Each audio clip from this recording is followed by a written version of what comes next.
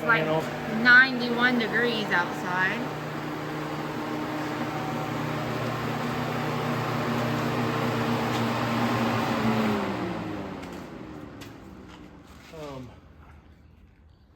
So I'm out here sweating my ass off.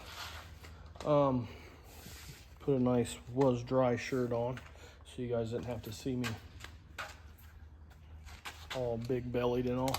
But it's like $86, $268 or something for two race ramp pedestal things to set a car on.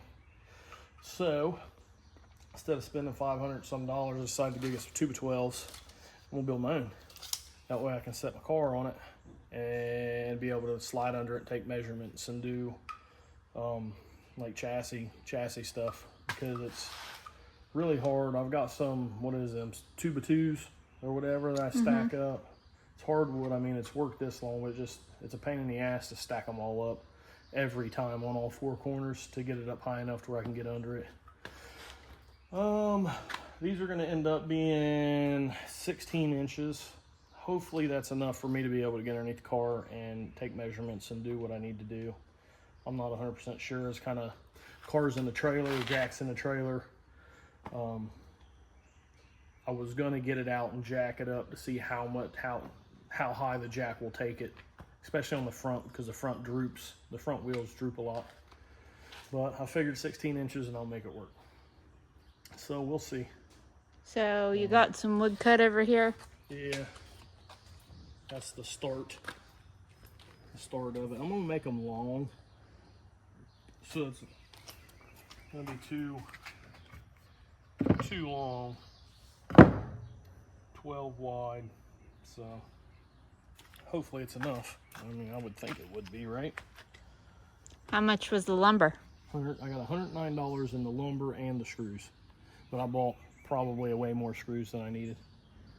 It was like $40 for the screws themselves. So a saw blade, a screw gun, screws, and some lumber, and hopefully I can save myself $400 anyway. And not like I use them all the time, so. Okay. We shall see. And what is your objective to doing this? Why are you doing this now for the car?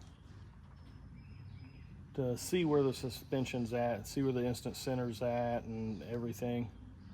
I don't remember what it was when I first did it, and then I've changed stuff since then without doing any kind of math or numbers or doing anything. I just started moving bars. So see where it's at, and probably check it against other numbers and see if there's something that I can move to try to. So we seem to be doing a lot of front side stuff, no preps. And this car likes to wheelie. Anytime it's on any kind of a sticky surface, it'll wheelie. So that's making me have to have the suspension really tight to try to hold the front end down, and then going out the back, it's losing the tire. Like, it's just losing G-force. Like, I can feel it start sliding around. It don't have so much wheel speed that it's smoking the tires generally, but like I can feel it, and it's all over the place because it's so stiff. It's bouncing real bad and all kinds of stuff. So hopefully I can make a few changes, keep the front end down, still keep it leaving good and 60 foot, and yet have it loose enough to actually follow the tracks out the back. So I don't know, it's just trying stuff.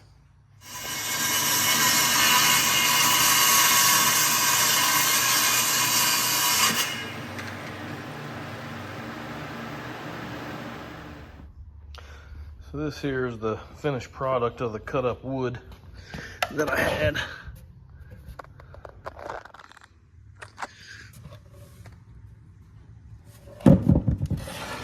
Put little handles on it. And all it is rope with washers and knot tied on the other side of them. Did it on all of them there. They ended up being, let's see, I think it was 16 inches is where they ended up at. And I hope that's not too tall. So yeah, 16 inches, actually 16, about 16 and a quarter. Well, here. So 16. It's really close to 16, just a hair over. But, so that's our deals there. Set this tire on there and see how it fits. Got one of the wheels here. If I can get it without cutting myself up. I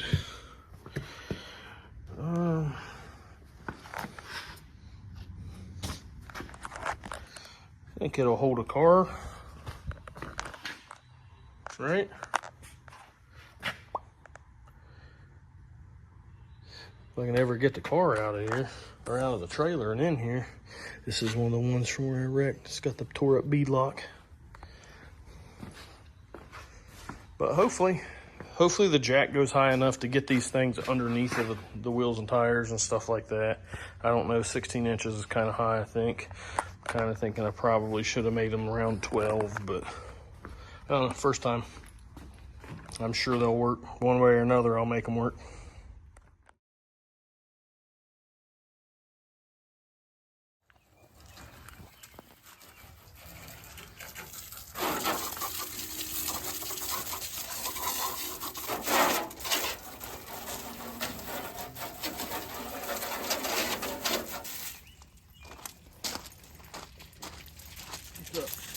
You gonna wash the rest of the cars you're spraying? Figured y'all cared about that. You clean it. Spicy, I like it. It said spicy, I like it. Yeah.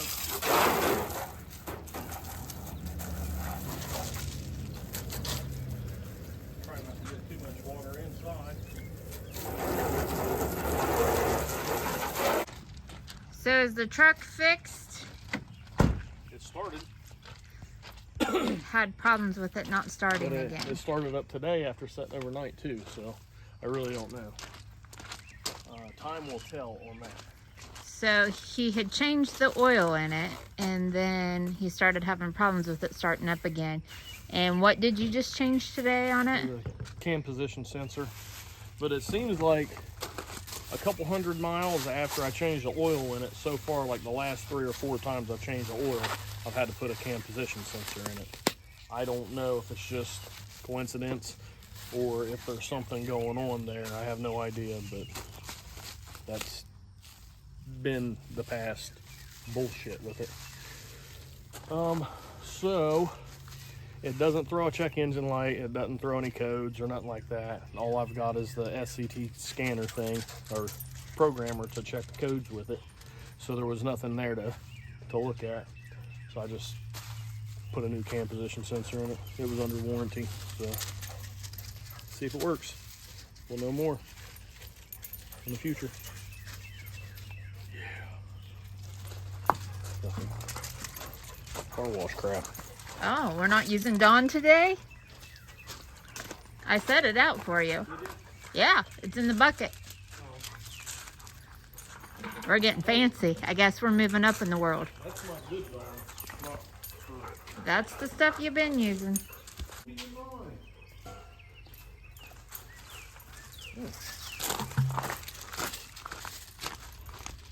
Everything needs wash.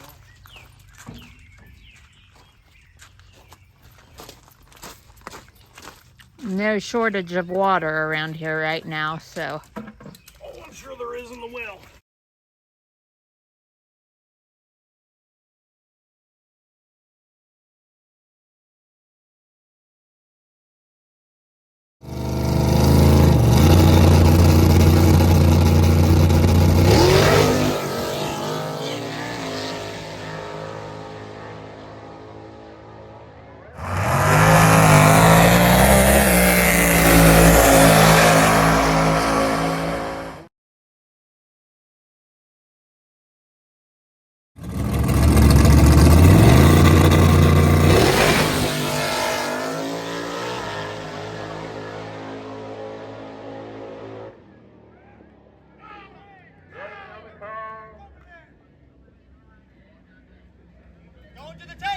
Gotta go to the tape, baby. That's what we like to see at the post race like this.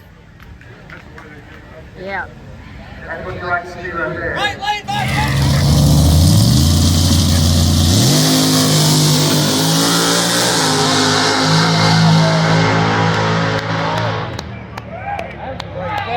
Waiting on the call. Over there. Going to the tape.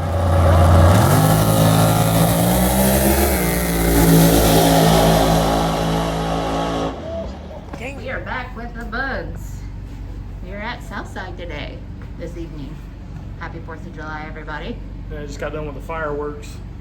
Didn't get any video because of the music, but it was a pretty good fireworks show. So you entered in small tire tonight. Yeah, And round 1, you got Austin Jeffers. right. I got left lane. He got right lane. Everything was good. Like, we went up and we get here, and this place is now doing. We're going off of the tree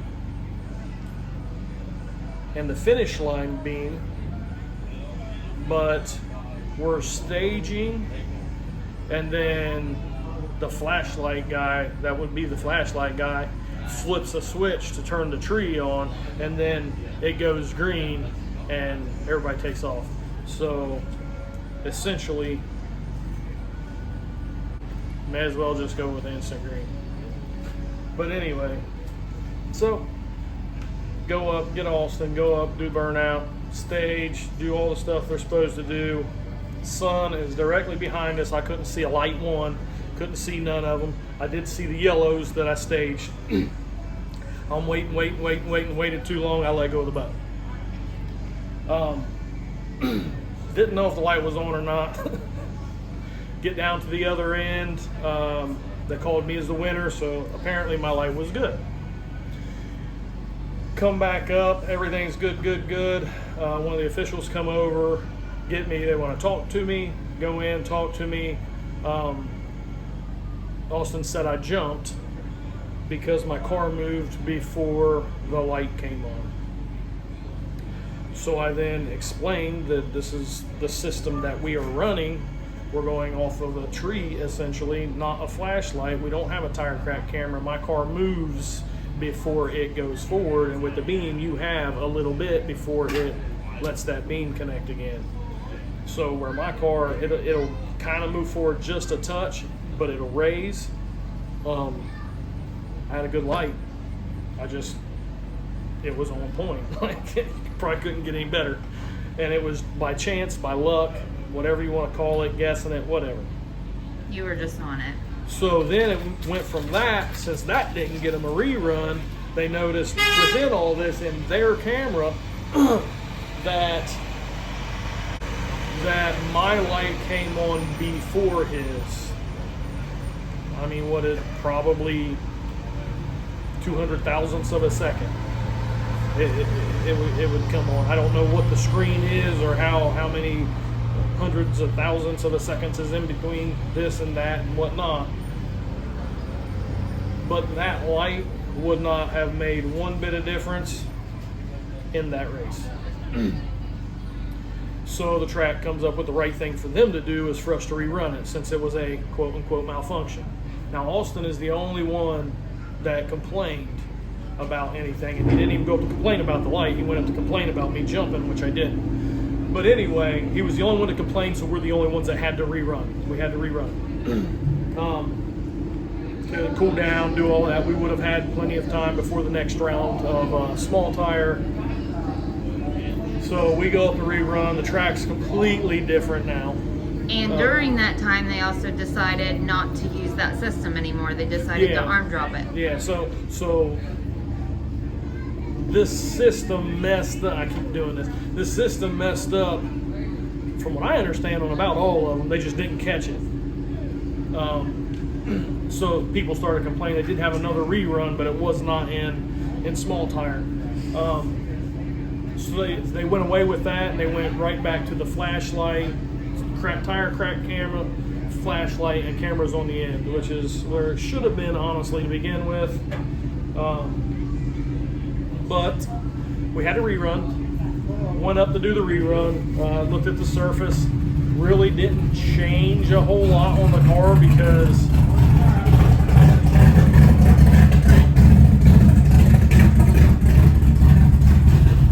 it was a little hot for the surface that was up there first round. So I kind of left the car alone. I made a couple of small shock adjustments and went back up, and the track was a lot better than I thought it was.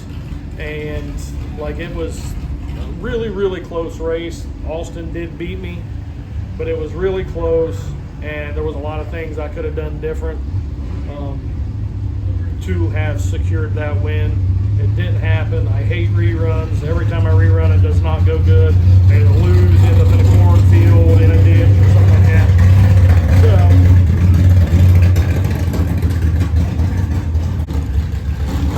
run a race. Yeah.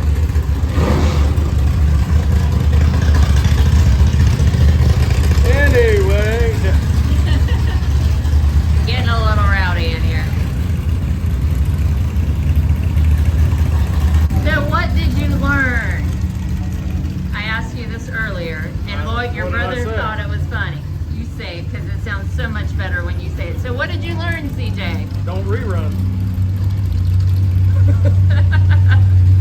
I mean, they asked me if I wanted to rerun it, and I said no. Like, my shit was clean. That was, and I flat out told them, you know, my shit was clean. It's right here. It's clean. This is the system that you wanted to run. This is what we're doing. And like I said, the final call was to rerun it. And honestly, the right thing for the track to do as a business was probably to rerun it. Yeah, it screwed me. But on their end, what do you do? I still, like I said, I feel like it's electricity. One bulb's gonna turn on before the other. We don't know when his screen split that. I mean, there's so much that could go into it. The bulbs coming on different or so minute. Like I said, it wouldn't have affected the outcome of that race. In that race.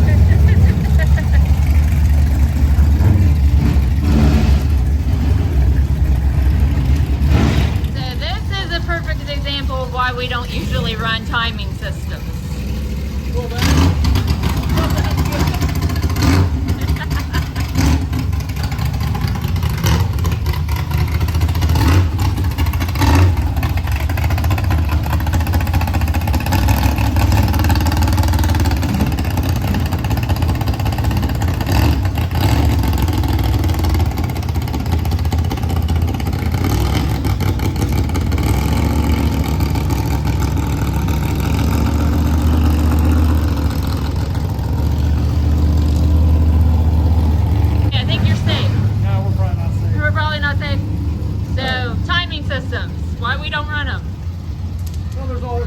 there's somebody up there in the tower that's seeing the times. We all know that I don't like that personally. Like, I don't know if we're going to keep trying to do that here with the swamp iron stuff or not. I don't know. Like, I don't know what's malfunctioning with the tree to know if it's fixable the way they were running it. But anyway, like, first round, I'm out. It sucked, but here we are. I underestimated. I should have went, I guess, a little, took more of a chance, I guess I would say. But it is what it is. I mean, the track did come around to the car, though. It went 2.5 tenths faster and a couple more mile an hour. Or should I say a couple tenths faster, a little faster, I don't know. But yeah, it's, here I am. Okay, it's Tuesday, everybody. Finally got a day off, so I'm spending it by the pool. Don't have the stairs in it yet, but hopefully this afternoon that will happen. So this weekend, July 11th, July 12th, racing at KD down in South Webster, Ohio. Racing is Friday and Saturday. We will be racing both days. As of right now, I know some racers are panicking because they've seen a chance of rain. we're not too worried about it. Right now, from what we've been watching, the weather changed from 35-50% to pretty much nothing.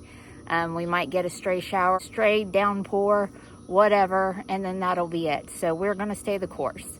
Racing both Friday and Saturday starts at 7:30.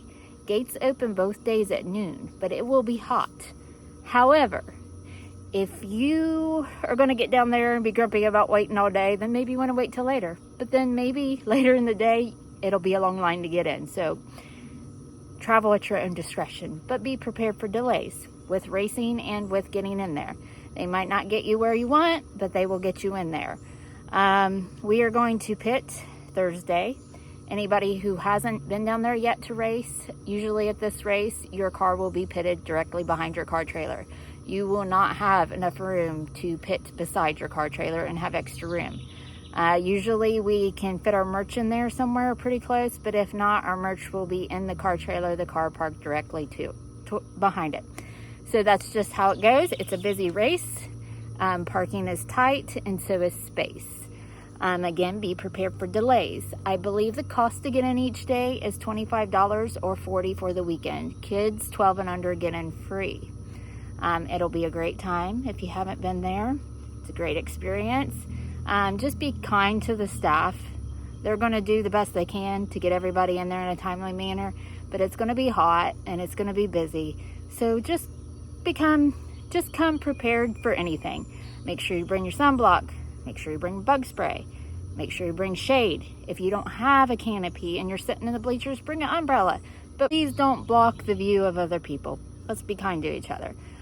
Just a couple of things that, I would suggest.